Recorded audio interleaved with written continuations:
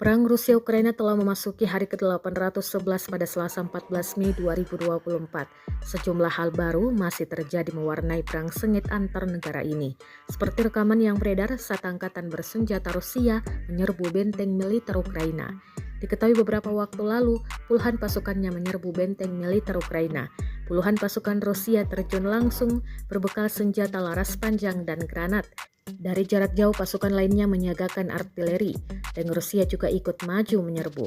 Rekaman menegangkan detik-detik penyerbuan ini beredar di Telegram pada Senin 13 Mei 2024 kemarin.